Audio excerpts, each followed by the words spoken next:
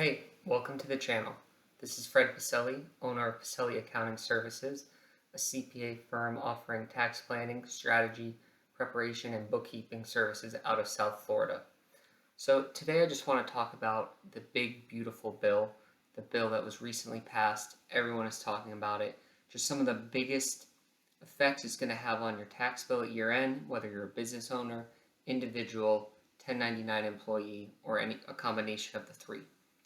So the first thing I want to talk about is there's a few new deductions for overtime, tips, and auto loan interest.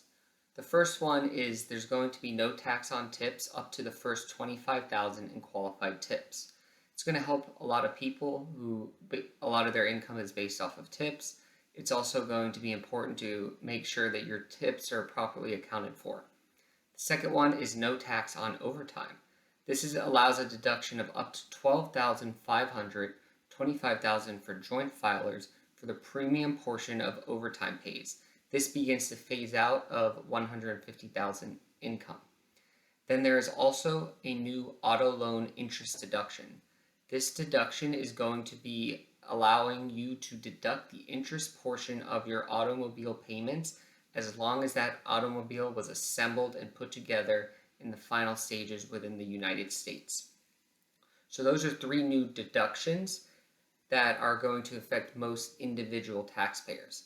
Now, another thing I want to bring up is the new permanent 100% bonus depreciation.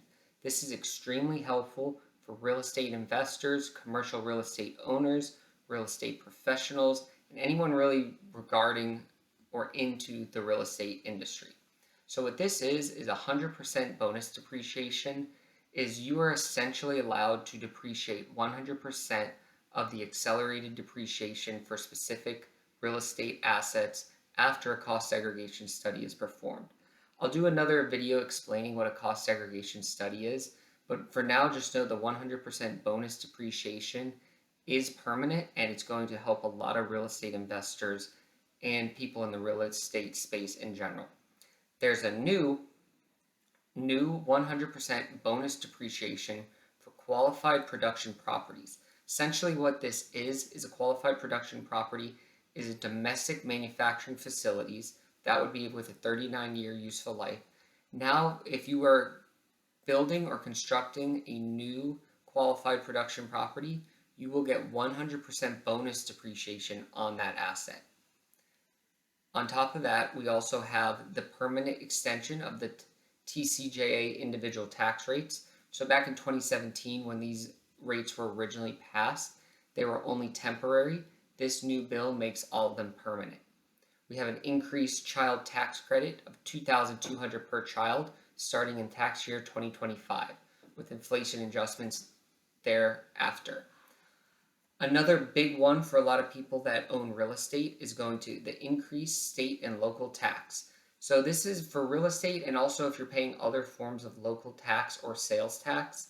So basically what this is if you were to itemize in the past, you would only be able to deduct up to $10,000 of all your state and local taxes paid.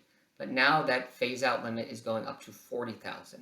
So that's an additional $30,000 in possible deductions that you would be able to get if you were paying that much in real state and local taxes. So there is also going to be an additional standard deduction for seniors. This is going to be temporary for now. It could change in the future, but it provides an additional $6,000 deductions for individuals aged 65 and older. The last thing I want to talk about in this video is one of the hottest topics is the new quote-unquote Trump accounts and scholarship tax credit. So essentially what this does is it establishes a new tax saving vehicle with a $1,000 baby bonus for newborn and allows tax-free growth converting over to a traditional IRA at 18.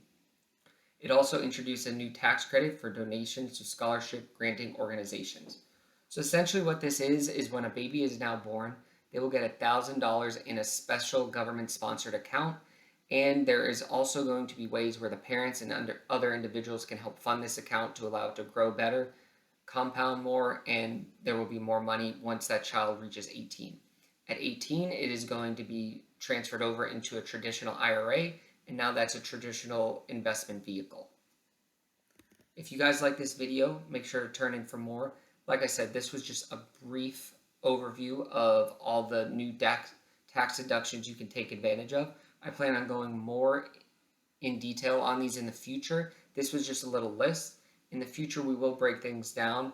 Most importantly, the next video is going to be around 100% bonus depreciation, cost segregation studies, and how to implement them. Thanks for tuning in.